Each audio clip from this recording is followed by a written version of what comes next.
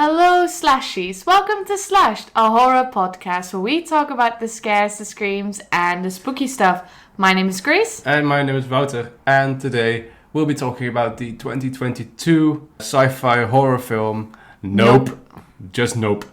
But before we do, it's been a while since we recorded a new episode and a lot has happened in our lives. Most specifically, I think a few episodes ago we told you that we aren't dating anymore.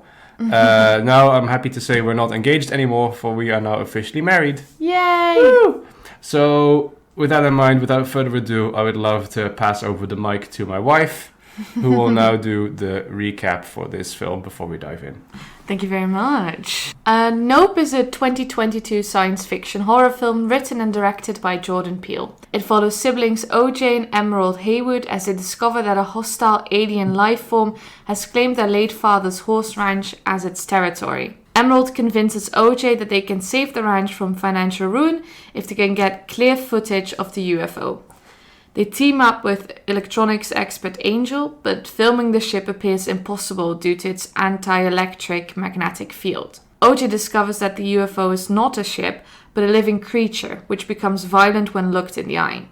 In addition, he learns that their neighbor Jupe, a former child star, has been feeding the alien horses, whom he bought from the Haywoods, in an attempt to train it for a new live show in his Western theme park. During the premiere, however, the alien becomes enraged by the audience's attention and kills all of them. OJ manages to save his horse Lucky from the carnage by avoiding eye contact with the alien. Confident he understands the creature, OJ, Emerald, and Angel contact cinematographer Holst to get the perfect shot of the creature. They set up an elaborate scheme to capture the creature, but even though they succeed, Holst believes they can get even more perfect shot. He sacrifices himself to the creature, which sets off a disastrous chain of events which nearly lead to Angel, OJ, and Emerald's death.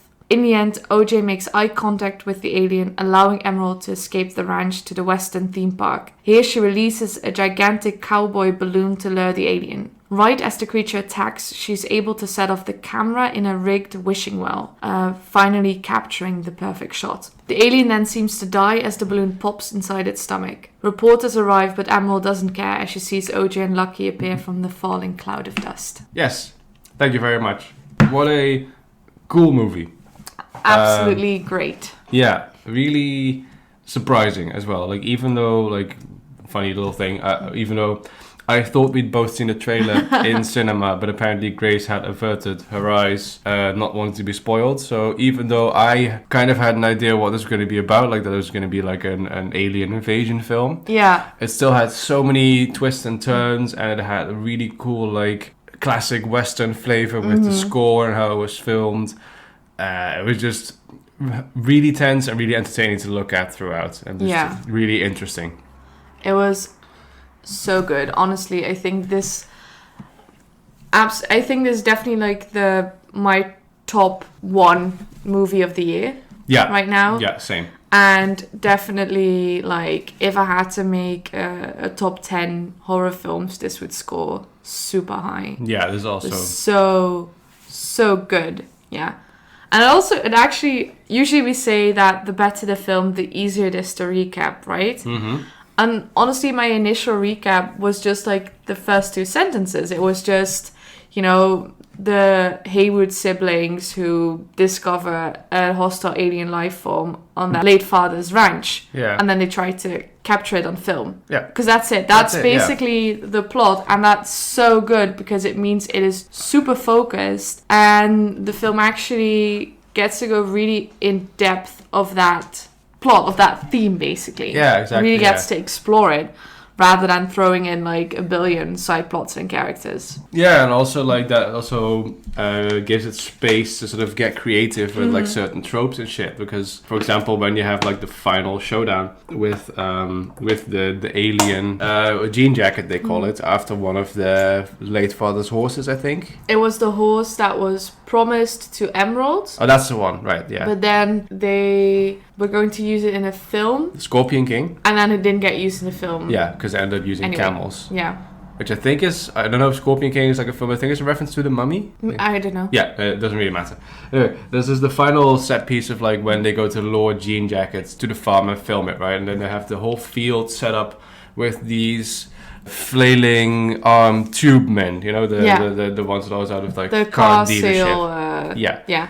And it was just really reminiscent of like movies like A Quiet Place, you know, where they have like the whole field rigged up with these Christmas lights, you know, that light up when aliens are close. But usually there's always like a gearing up montage where like everybody gets a gun and like sets booby traps and shit. But it isn't for survival or whatever, or for like killing the creature per se. That's not the primary goal. The primary goal is Capturing get the it shot on film. Yeah. And even when they think they have like outlived and beaten the creature like the first time, like, okay, we've survived, we have a window to get out of here, it's like, no, we didn't get the shot. Yeah. We need to get the shot. And that's so fun, because then that makes the stakes so much different, because then the tension doesn't become, you know, can they survive it or can they like kill it, but just like there's an extra sort of finesse to, you know, when did you get the perfect shot? That's a very subjective and also very fleeting thing, you know. Yeah. Exactly, because they can leave. They even leave for quite a bit of time. They go to Angel's place, and you know that if they'd stay there, they'd be safe. Yeah. But they go back, and it's partially because OJ, you know, feels responsible for the horses. Yeah. But mostly because there's this thing that sort of seems to keep gnawing on them, that they still haven't been able to capture it. Yeah. And they kind of know they can, and that becomes the new thing. You know, it starts at like, okay, we need to like get some like surveillance footage of it, because then, you know, we can get some money and it will get us out of financial trouble and whatever. And of course, Emerald's character clearly also kind of wants fame. A sort of level of fame. Yeah. But then it becomes more just about the shot itself, the shot as a living, breathing creature. Yeah, exactly, yeah. And also being the first. Being the first, that becomes a huge source of tension, really. Yeah. That they have to be the first. So when they're... Yeah, we kind of started talking about the ending of the film first now, but that doesn't matter. But like you said, sort of you have that like big set piece in the end, and you have Holst, the cinematographer, who has this really great like handmade camera that doesn't work on electricity. So you have to like wind it up, which is already just fantastic to look at, right? Yeah. And he's gonna shoot it, but then they're like, oh, a man in black arrives. Yeah. And it's someone from TMZ. And he looks so scary because they've given him like this shiny chrome helmet with just like a little circle in it, which I suppose is sort of what he's looking through. Yeah. But it makes him look like a walking camera. Yeah. And then immediately shoves a camera in Emerald's face, and then there's this tension like, this dude is going to steal our thunder. Yeah. And they kind of argue with him, and then he goes off into the field on an electric bike. But when the creature gets close to you, all the electricity just stops working. Yeah. And of course the bike stops working, and he just, you know, he's going 100 kilometers per hour, and he just flies off that bike because it immediately stops. Yeah. And OJ goes to help him, but all he's talking about is just like, get my camera, you need to film, you know, I'll make you famous, get the shot, because that's all it's about. Yeah. Little on the nose, but fine. Yeah, we were discussing this earlier, because we try not to talk about the film until we get a chance to record, but it was so good that we couldn't help it. Yeah. I think it's fine because clearly it wasn't really meant to be a character. It was more sort of the concept of media, and specifically sort of like tabloid sensationalism. Yeah. Which, you know, it's nice, I guess, sort of to see a thematic reversal, that it's a tabloid getting into like a car crash situation. Yeah, exactly. And not causing one. Sorry. And then you go back to Holst, and they get a brilliant shot, right? Yeah. But then the light changes, and he says, oh, but now the light is perfect. Yeah. So now he needs to get the shot. Mm-hmm. Which is, you're sort of like changing the goalposts. It's not just important that you get a shot. Now it has to be the perfect shot and the perfect light. And he basically sacrifices himself to get that shot. And I thought that we were going to have sort of like a brief shot of like this majestic creature in the perfect light, descending on this camera, right? Yeah. And that, I suppose, as an audience, you would feel like it was almost justified. Like, he did it. He died, but he did it. But what he's filming is absolute rubbish. He's filming his feet, he's filming dust, because it's not worth it. It's never worth it. That idea, like, you just need to get the shot no matter what, that's clearly what this film is. Yeah. Against. Yeah, it kind of reminds me now that you're talking about it, like, and please, for the love of Christ, don't look up this film, it's fucking vile, but it just reminds me of it. Are you familiar with, I'm sorry for saying this, Cannibal Holocaust? Yeah. Alright, so there's like one of the OG found footage films about, it's very problematic and racist and stuff, so, but like, basically it's a committee watching the found footage of a film crew who goes to a supposed cannibalistic tribe, right? And the film ends with that committee burning all the tapes. They're like, this, no matter how like disturbing, innovative, fascinating this isn't worth it. It's not worth showing this to people, and that's sort of what that reminds me of. There's some things, we don't have, and it's also what does Holst say at some point? We don't deserve the impossible. We don't deserve the impossible, and also like the dream you're thinking of standing on top of the mountain is a dream you never wake up from, Yeah, which at that point becomes a nightmare. Yeah, and also he dies by climbing up the mountain. Yeah. And I guess it just really made me think of, and clearly what the film is going for as well, is sort of the living beings that suffer most in this industry, like in the entertainment industry, which is child actors and animals, right? Yeah. And I suppose there's also an argument to be made of for people of color. Yeah. Because the main characters, so OJ and Emerald, they say that they are the great-great-great-grandchildren of the very first movie star. So maybe some of you will know this, but the very first sort of like movie clip ever is of this person, of a jockey on a horse, basically. Yeah. Right? And they are claiming that is our great-great-grandfather, but no one really knows anything about him. He's not remembered as like the first movie star, even though he is, right? Yeah. So it's this idea that, people know the presumably white director that took the shot, but not the actor that was actually in it. Yeah, it's actually kind of funny because I was looking up that specific thing, like if he's actually called Haywood in real life, the person who was like the first person on film. I couldn't find it on Wikipedia. I couldn't find the name, but it did give me the name of the person who shot the film. Yeah. And I was like, great. Yeah. Exactly what I wanted. Yeah.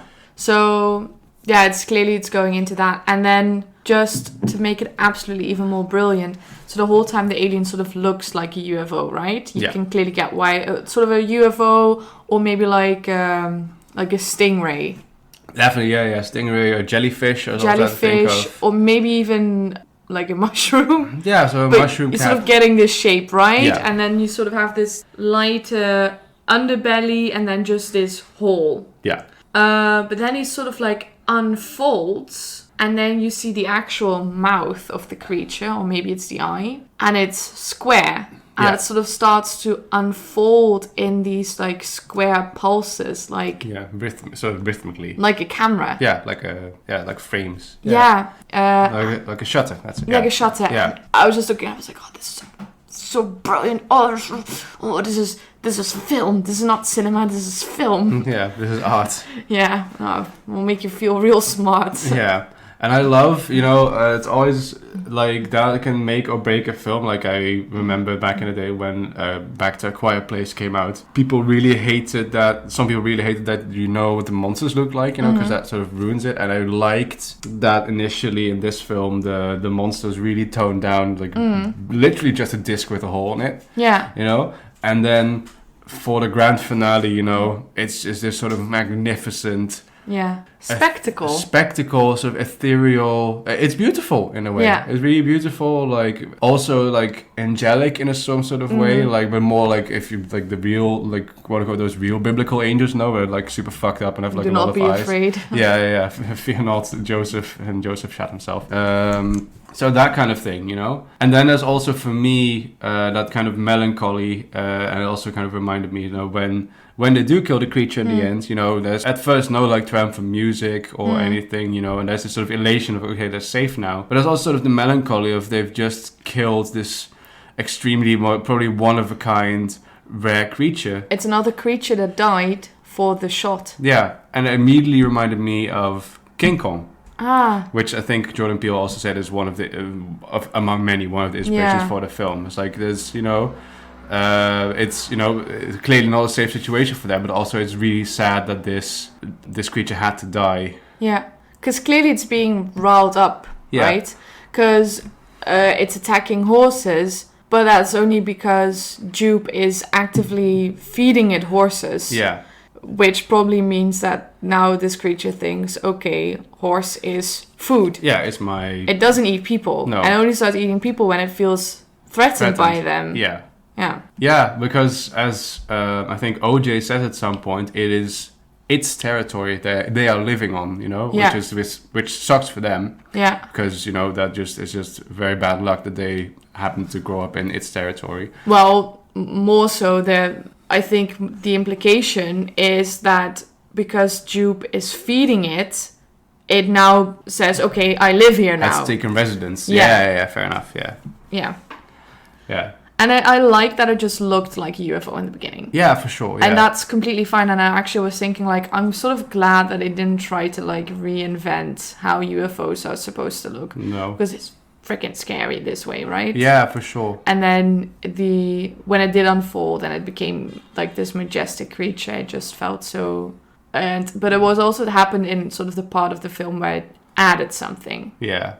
It was really good. Yeah, and I also love that sort of idea of, like, it doesn't really matter what the UFO looks like in the beginning, because it just felt so real, you know, because say you are standing out in the field and you see something huge flying through the sky, doesn't matter what it is, if you can immediately tell that's not a plane, doesn't matter what shape it is, that scares the shit out of you. If you can't immediately identify it. Yeah. And it's flying around and it's an object. An object, yeah. Then, you know, scary shit. I thought, but I did like, though, I like the little fake out that they did when OJ is looking out for one of the horses. I think it's Ghost. He's chasing after Ghost. And he looks down the valley and he hears Jupe practicing. Rehearsing for the show. And then you see these 4 lights in the distance, which are the spotlights. And you think, that's the spaceship. But that's not the spaceship, it's just the 4 spotlights. So good. Yeah. Yeah. Probably practicing with the creature. Mm-hmm. Yeah, in the clouds. Yeah. That's one of those things. This is definitely one of those movies, but a lot of, like, Jordan Peele flicks are. It's definitely one of those things where you can, like, go back and see if you can, like, spot it, like, right from the get-go. It's a really brilliant film in the sense that everything is set up really beautifully without necessarily giving it away. Yeah. But it just sort of, like, there's all these little details that are just, like, a little bit off enough to draw your attention, and then when, like, sort of the pieces start to fall into place, then you're like, oh my god, yes. Because there is a point in the film where you think you see the alien and this is during like maybe like the third night. At this point they've put up the camera, so trying to capture it, and OJ is going into the barn because he thinks something is going on with the horses. And then suddenly, like, in this dark corner, this shadow gets up, and then you see it has, like, this little weird white face with these big eyes. Yeah. And it starts shuffling towards him, and it's so freaky, and he's immediately like, nope. Which is really good. Yeah. And he tries to start filming it, and then, like, another pops up, and we were both just, like... Usually when something scary happens, like, Wouter starts to, like, squeeze my hand, but I was squeezing. Yeah. But then the reveal is that it's not aliens, because that's not what the alien looks like. It's Jupe's kids. In alien costumes. Who are playing a prank on them because Emerald had stolen their practice horse. Yeah. And at that point I was like, kind of weird that they would dress up as aliens, because at this point you assume that Jupe doesn't really have anything to do with this situation. I assume that at some point they were also going to try to capture a picture of the alien. I was sort of going to be like, who's going to get it first? Yeah. That's what I was assuming. I didn't think that they had any idea what was going on, so then it would be very marked for them to have alien costumes. But of course it is setting up that they do in fact know about the alien. They've known about the alien first. They've known about it like half a year already. Yeah, since the dad died. Yeah, and the alien costumes are part of the show that they've been preparing. Like, they're even selling merch of the alien. Yeah. And it's all these like little, well, okay, it's not really a detail, but like all these things that just come back and they just work so well. Yeah, like from the very first scene, like with the coin and the keys and stuff, which is also just really gnarly. Yeah, so it opens with I didn't really include this in the summary because it don't have to. Yeah, it basically opens on OJ and his dad, Otis Sr., working on the ranch, and they are training the horses, of course, and the dad is sort of like, oh, if we get this movie deal, because they train movie horses. Yeah. Like, if we get this deal, then, you know, we're out of the water. It's all going to be good. And we don't have to sell horses anymore. Yeah. And then he, like, something happens, sort of like a really sort of specific hailstorm. Yeah. Not specific, no. Localized. Yeah. Hailstorm. And then he seems to drive off, but you as the audience know that he's been hit, and then he falls off the horse. Yeah. And what has happened is a coin indeed fell into his eye. Yeah, presumably as he was looking up. Yeah. And then, of course, looking up. Yeah. And then there's also a key stuck in the horse. Yeah. And now you think, okay, you kind of know it's going to be aliens, so you're assuming it has something to do with magnets, whatever. Yeah. But it's actually the alien spitting up everything that it can't digest. Yeah, which is super fucked. Yeah, and that's like a huge thing throughout the thing. Yeah. And the one thing it really can't digest is those little plastic flags, because, you know, no animals can digest that. Yeah. And they are absolutely going to end up in a landfill. Yeah, which is, also cool. Something to consider. Yeah. Yeah. Also, what a gnarly ass opening for the movie. Like that OJ is driving his dad to the hospital, and you can just see like he's talking to like, I'll keep like listing all names of the horse so that they keep him like awake. There's this fucking like blood gushing out of his eye socket and like spraying over the window, and it's like, and it just kept going. It's like, Jesus Christ. Yeah. It's so like. But at that point, it just seems like just a freak accident, you know? And I love that nothing is said, you know? It's most of like show don't tell. They don't even tell you like anything like, they just show you like the x-ray of like, there's clearly something stuck in his eye and that's how he died. And you see that there's like his eyes all fucked when he's like laid on the table. And then the next scene is just OJ driving home with the coin in a baggie, and that's all you need to know. Yeah. And then there's also the key that's stuck in the horse. But then you're like, okay, what the shit is going on? Yeah. Especially if you don't know it's aliens, you know? Then it's like, we just saw these guys on a farm and then this shit started falling out of the sky. What is this film going to be? And then OJ has to take over the business, but it's very clear that he is an animal person, not a people person.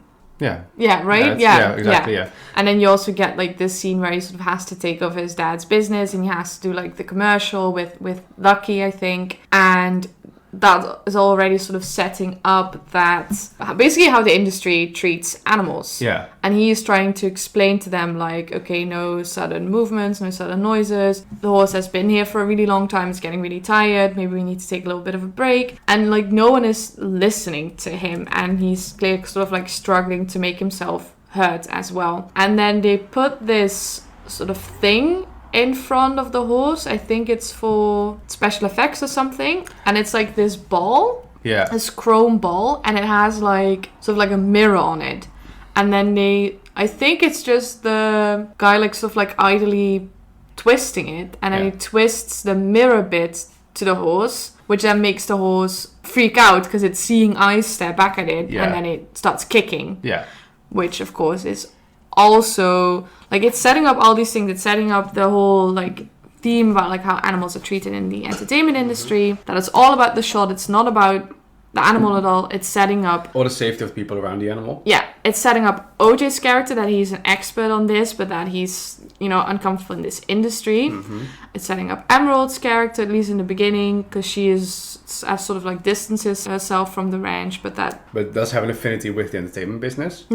And it's setting up the eye thing, which is huge for the conclusion of the film. Yeah, for sure. So good. Yeah, because in any case hadn't pieced together that it was a creature until it was spelled out for me, because like OJ kept saying, I don't think it's a ship, and I was like, okay, sure, cool, but what the fuck is it then? And then it just didn't click for me until you said it. But then I don't know if that was like a thing you could have pieced together, like looking at it pisses it off before OJ figures it out. I thought it was a creature the first time you sort of see it a little bit more, just because it looked really smooth, had like this organic look to it. Yeah, a little fleshy. And I guess thematically it makes way more sense, right? Yeah, for sure. Yeah, it's just an animal at the end of the day. Maybe we've talked about it a bit before. Maybe we should talk about Jupe a little bit. Jupe, and by extension, I think Gordy is where we want to go. Jesus Christ. So the real opening of the film is an audio clip from a sitcom called Gordy's Home? Gordy's Home, I think. Gordy's Home. Yeah. And Gordy is referring to a chimpanzee. Yeah. So it's a sitcom where apparently it's really fun and cute that there's a chimp living with his family. Yeah. And it's sort of this like 80s... Yeah, you can sort of imagine nuclear family, what this would look like, right? And Jupe was a child actor, starred in it.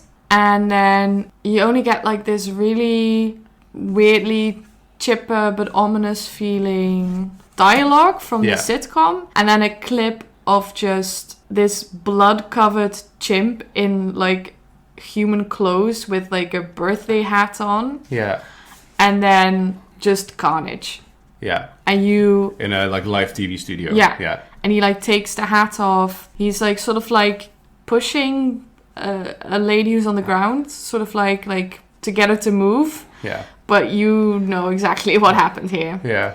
And that's so really creepy. And it doesn't really come back until they go see Jupe. And then, of course, he's like, okay, that was me. And then he has like this... It's really creepy, but he has like this sort of hidden room where he has all this memorabilia. Yeah. Including like the shoe of his co-star that like also got mauled. Yeah. And then like Emerald asks him about like this experience, and he doesn't really talk about it like, you know, of course there's no like set way of like this is how you should talk about a traumatic event. Yeah. But he's talking about the spectacle of it. Yeah. And also how there was like an SNL sketch, and it was just this brilliant performance of all the actors. Yeah, especially the guy who played Gordy. Yeah, and it's just like, oh, it's legendary.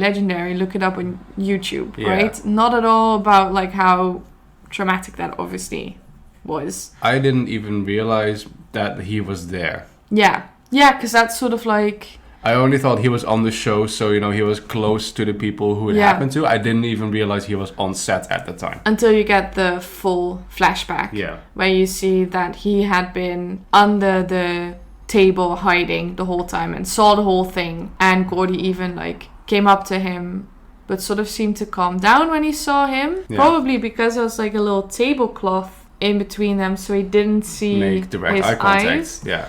And apparently it was a thing that they did like a fist bump, and then like the exploding fist bump. Yeah. And then they fist bumped, and then Gordy exploded. Yep. By the police, presumably, and finally arrived.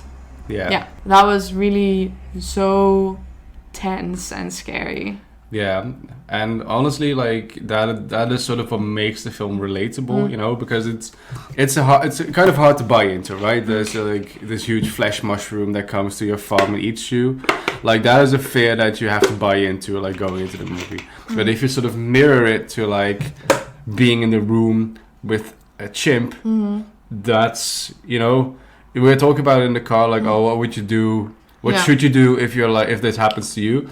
I was like, lie down and cry. Yeah. If you're alone with a chimp that is out to kill you, you're dead. Yeah. Like, and not in a like quick, you know, you're dead way, but in like it will literally rip your face off way. Yeah, and later they actually show his co-star, the little girl who survived and who's been who's bearing the scars of that event. Yeah.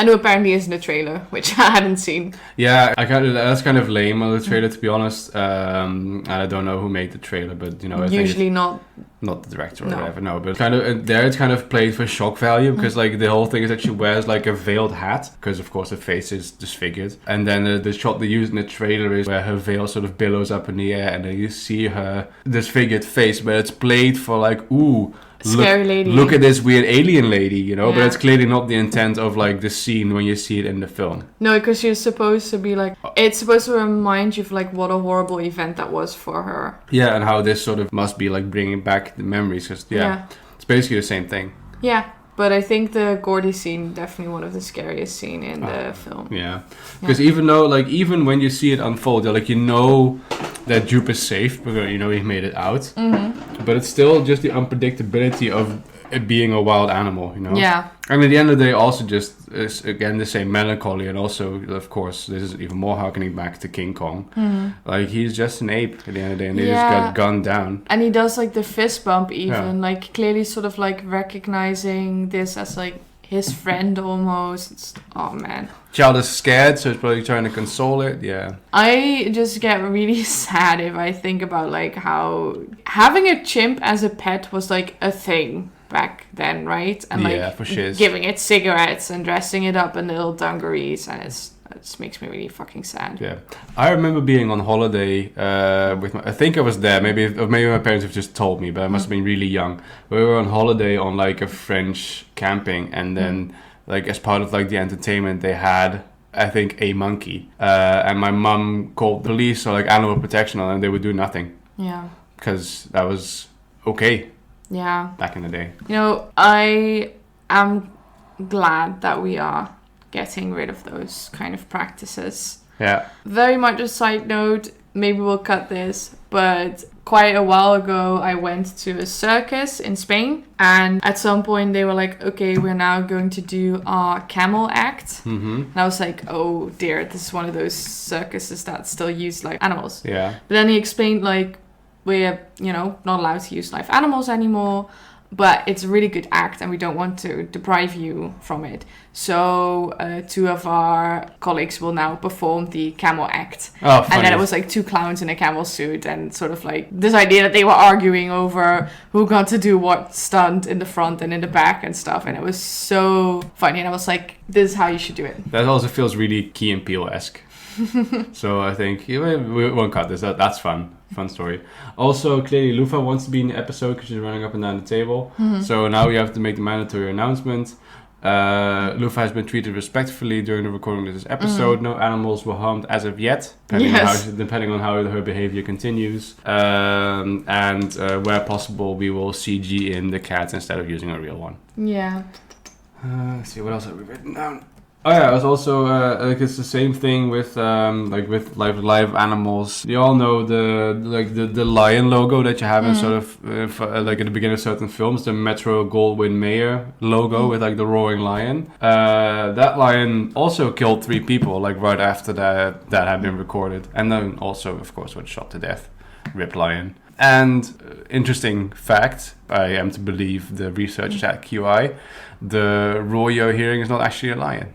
Is it Frank and the garbage can? Yep. Yeah. There's so they didn't even have the roar. It's just the image of the lion. Yeah. And 3 people and a lion had to die for it. Especially that we were talking about it. Like the roaring is like quite an aggressive thing for lions, right? Yeah, instead for sure. of being like being territorial. I'm a lion. Yeah. Exactly. You might want to rethink this. So it's literally being like, oh, you know what? We want to get the shot, so we need to rile up this animal. Yeah. Yeah. This is the thing I like about wild animals. But at the same time, sorry, what I want to say, but at the same time, you do sort of feel sad that apparently this practice of using live animals, which is the bread and butter of the Haywoods, is dying out. Like when they bring in the special effects horse, because Lucky freaked out in a commercial, you do sort of feel sad, right? Yeah. So I don't necessarily think that the message that we were supposed to take away was very cut and dry, just like don't use animals in entertainment. No. But it was definitely like be mindful that it's still like an animal. Yeah. And, listen to the people who are actually trained and know what they're doing. Yeah. Because everyone who listens to OJ about what you should and should not do around the alien makes it out alive. Yeah, exactly, yeah. Also, I think probably should mention that I think OJ was quite cleverly named, right? Because when he sort of introduces himself or is introduced to the star of the commercial, they like can almost not believe that he's called OJ. OJ, yeah. Which again is this idea of like the spectacle. Yeah, for sure, yeah. Yeah, when he's literally just named after his dad. Yeah, Otis Jr. Yeah.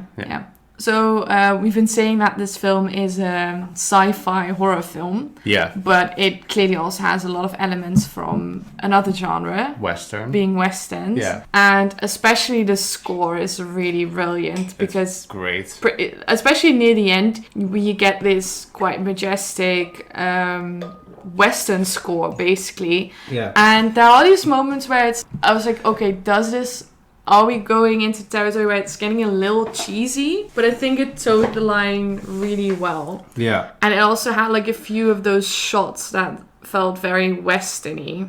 Yeah, especially the ending shot where like the monster is dead and then Emerald sort of scanning the horizon for OJ, and then the dust clears and he's standing there like on the horse, on top of a horse underneath like this arch, and it's just beyond yonder, yeah, and then the music swells, and it's like this very classic western, sort of also like Django-esque. I don't want to mention Tarantino too much, but like it's sort of really good. Yeah. But I also really liked, apart from the score, just the sound design. Like there was so many of these moments and scenes where like the soundscape, like when something was forefronted in the sound, like for example like the car noises, you know, where the radio of the car would sort of either morph into the score or like become part of the background noise and like become part of the atmosphere and just make it really like loud and overwhelming and threatening and make you feel like, because also that this is also I think definitely a film that has added benefit for going to see in cinema, because it really makes you feel boxed in.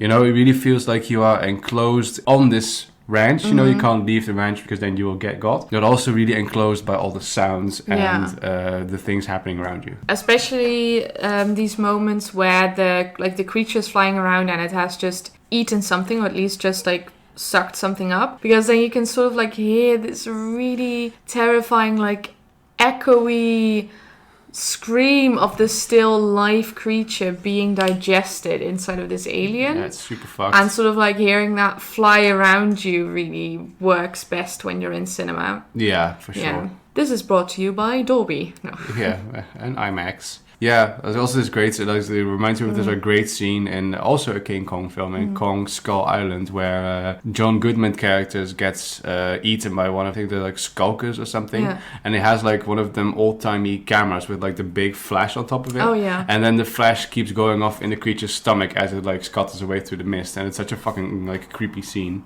So really reminiscent of that sort of stuff, you know? Yeah. It's really... And it's one of those wonderful things where on the one hand it's clearly this... In that sense, it's a bit of like an homage to like westerns and to like people who really have and had this craft, right? Of working with animals and training them for the purpose of these films. Yeah. And also honoring that and how difficult that is and how much of like a real like skill that is. Yeah. And sort of how that is also dying out because of special effects. And sort of this idea that this type of film, like these westerns, like we're not gonna have those anymore, maybe. Yeah. Yeah, at the same time also being very critical about it and saying like, okay, but if the animal suffers for it, is that worth it? Yeah. And I think that was done really well. For sure, yeah. It's both a sort of outwardly critical film as a sort of self-critical film, you know? Yeah. I don't feel like this film is like very gratuitously like, oh, look at us being so clever, or like we've got it figured out, or like it's very, you know, it has a very clear message. Yeah. It's not pointing any fingers necessarily. No, I think it gives you something to think about. Yeah, I think the message of like, you know, animal's going to be an animal is very much at the forefront, right? Yeah. And I think that's always going to be very clear because this is a main thing in the film. And also this idea of like the animal sort of suffering for the shot. Mm-hmm. But you really don't have to necessarily digest it in that way to enjoy the film. You can watch this very straightforward as it's an alien and it's scary. And that just works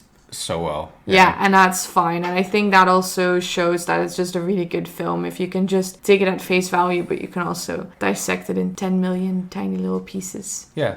You know what this, I was just thinking while we were like, you're writing the synopsis and everything. This is a color out of space. Yeah. This is what a color out of space should have been. It's people living on a ranch. Then the animals start dying, you know, and they try to weaponize themselves against it. But, you know, they do succeed in a way. But this is way more encapsulating that terror of, you know, an unknown force. And you can really do virtually nothing about it, like or really know where it came from, what its physiology is. Like this captured attention way better than you know, the actual color out of space. Well, still, like, and I know it's not like an adaptation or even based on, you know, but I feel like that is just the feel you want, you know. Very Bare Bones got this alien force. It ramps up, you know, from like one animal to loads of animals to like property destruction to humans, you know.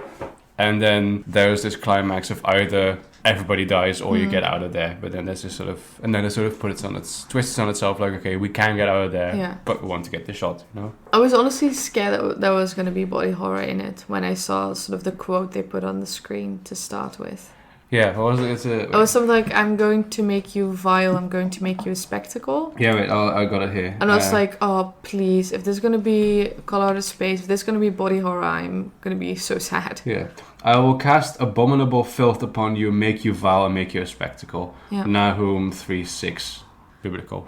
But luckily, it was not body horror. No. Nothing wrong with that, just it really gets to me.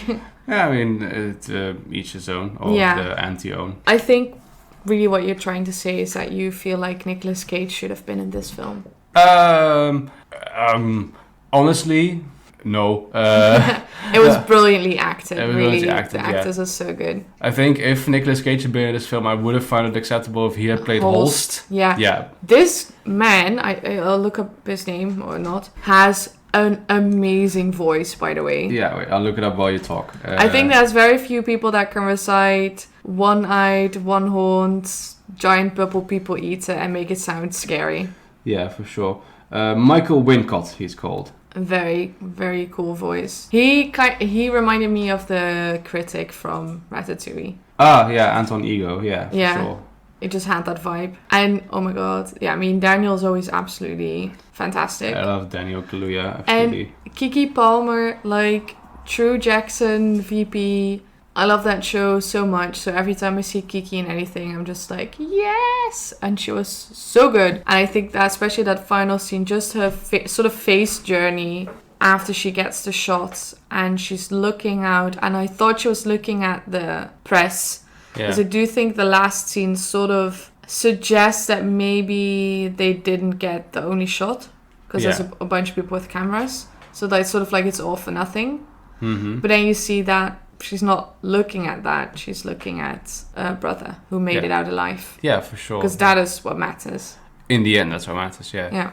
I also thought that it was going to be like this sort of bittersweet ending where she's like lying like against the wall, exhausted, and then like police would find her or like the press would find her, and then somebody would take the pictures away. Yeah. Because these Polaroids had like very blatantly like roll out, and then somebody would like snatch the pictures before she could get to them. I was thinking about that as well, but I felt like Jordan Peele wouldn't do that. Yeah, fair enough. Because I do think that, I mean, maybe I don't know anything about it, but what I feel like also with Get Out, he's, I think, quite a supporter of this idea that a lot of films that feature African-American main characters sort of focus on like the struggle, right?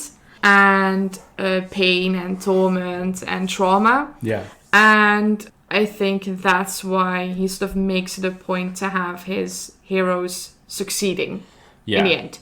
And of course, they never succeed in the fact that everything, you know, all is well that ends well. Yeah. But that's very much misquoting Shakespeare now. Sorry, but sort of like. Don't think Shakespeare will mind. Happy endings for his characters. Yeah, so it doesn't mean that they have to have like a complete happy ending and everything went their way, you know, and everything went wonderful without a hitch, but just, you know, like the same as with Get Out, you sort of feel like, oh, it's going to end with him being arrested. Yeah, what is his name? Chris, yeah. Being arrested and trialed for all the murders, basically. Yeah. Even though he was just defending himself, and then that's not the end of the film. Yeah. So glad for it. Yeah. Interestingly, though, I also was just reading about that on Wikipedia. Apparently, that was the intended ending in the first place, but then he kind of, and I think it also kind of, with input from test audiences, decided to give it a little happier ending, but he still wanted for audiences to believe that he was going to get arrested. But but the original draft did have him get arrested. Yeah. But I do agree that it is better and also more a Jordan Peele staple now that, you know, it has this victorious note at the end. Yeah. Yeah, absolutely. Because then it's a story about overcoming and not just you're in a system you can never get out of it. Yeah, definitely. So now we're talking about it anyway. Where does this rank in your Jordan Peele canon? And I know it's very difficult because they're all very different films, but you know, gonna ask anyway. This definitely puts us at the bottom of the list, I think. Wasn't my favorite out of the first two anyway. I struggle because I think Get Out is just really good, but it's a little more classic, like quintessential horror, you know. But I think this was, I think, cinematically better. This is a very like epic cinematic film. In that regard, push it over the edge for me, like as far as Jordan Peele films go. I think also by definition it tries to encapsulate that epic shot. Right? Yeah, for sure. Yeah. Although I do feel like Get Out is so strong, especially because it's just his first feature film and it just got so huge, so that sort of weighs against it. But I think this was just excellently crafted. Yeah. I think I would probably also rank this number one out of the three. I think Us is really brilliant and creepy concept, and I actually think about it quite a lot still, but I feel like Us kind of struggles to hold on to the tension that it established in the beginning of the film. Yeah, definitely. And I think the other two really managed to like hold on to that so well. I think it's honestly a bit potato, but I would say I would rank this a little higher than Get Out, purely because I feel like I am more inclined to rewatch this. And that's really, really for like not the right reasons, but Get Out is a heavy film. For sure, yeah. Yeah. This starts with moments of levity and also this like this sort of coolness, you know, because it is a Western sort of feel, you know, And I want to rewatch it just to like see even more of the foreshadowing. Absolutely, yeah. Just because Kiki Palmer is in it, honestly. Yeah, for sure. Also, we talked about this in the car. I really like that it was a small main cast, so you really get to know, like, get into the characters, you know. And also, you know, it's very easy to lose yourself in like, oh, this film is gonna revolve around just OJ, you know, because he is, you know, the male lead. The main character, The main character and the male lead, but I really liked that both OJ and Emerald were very distinct, different characters, like they were brother and sister, but they couldn't be more opposite beside that, you know? Yeah. But still came together in the end for like a common goal, but still also both really had their moments to shine and really like both added to the film in their own way. Yeah, and also like at the beginning, I was kind of worried because Emerald, they really kind of showcased her as like, oh, the sibling who moved away from the ranch and who was trying to pursue stardom, and she's a little more charming, a little bit more happy-go-lucky, and you sort of expect that her arc is going to be that she's gonna have to like go back to her roots and like understand like, okay, I also need to take care of the ranch and have a responsibility here. And partially that's true because she feels this responsibility to her brother, but it's not necessarily something she has to learn. That's something she just does. Like she just feels this responsibility to her sibling. And she's not punished for wanting to pursue other things or wanting to become famous or anything. No, not at all. And I was really glad because I do think films in general, stories sometimes tend to like kind of punish female characters for having what the film then suddenly decides are like superficial goals. Like an old. Yeah. And it's always weird when they're like, oh, this character wants to be an actress. Poor. Like... Am I not watching a film? You are a film. Yeah, am I not watching a film with actors? Like, yeah. And of course, those are also CG because, you know, you're working with animals at the end of the day. Yeah. And I think that actually the film didn't fully justify OJ. Either, right? That's like clearly a middle ground. Yeah. Yeah. Also, I like this tension of like, there's this little thing in there where OJ keeps saying like, I've got mouths to feed, I need to feed the horses. Like that's what is also one of his motivations to like go back or stay on the ranch. Partly because clearly he cares about the animals very much and that's his thing. But also because that is just his main livelihood. Yeah. And it's also, I feel like there's also a little bit that social commentary of like, you know, if you're struggling, just go do something else. But that's just not for everybody. Like some people just don't have the luxury or the privilege to go do something else because this is just what they've been forced into or the only thing they can afford to keep doing to keep themselves afloat. Yeah. And you'd also see in the flashbacks and everything that OJ's dad very much like took him under his wing and was like, okay, I'm going to teach you the family business and I'm expecting you to take over. Yeah. But Emerald didn't get that opportunity because when she was supposed to get a horse, it fell through. Yeah. So it's also very understandable that she feels less of a connection, or at least less of a responsibility to take over the farm because she wasn't allowed that responsibility. No. And yet at the same time, OJ wasn't really given another opportunity. But there's no resentment against their father for that. No, because or against each other. Or against each other. And that was just, you know, would have been unnecessary in the film. Yeah. And I'm glad for just having relationships be complex and that's just okay, you know? Yeah. This felt like a very human film, if you know what I mean. Like everybody felt fleshed out. People's actions felt logical. But not necessarily logical, but like because people are also illogical creatures, but felt in character, justified. Yeah. Yeah. But not in the sense like, oh, okay, we've established like very mechanically that this person acts like this. Yeah. But more like I can see how a human or a person who is like this in real life would do this. And there's a difference. Because they establish Emerald as being like a bit flighty and not really feeling that responsibility for the ranch. But then each time sort of there's an opportunity for her to say like, well, I'm gonna leave, you know, figure it out. She can't do it because at the same time she feels a huge responsibility to her sibling. Yeah. And that's when you know you have like a complex character that can have conflicting motivations and still make sense. Yeah, exactly. It's not just like grabbing a format sheet and ticking boxes of, okay, the character is like this, so the character has to do this. Yeah.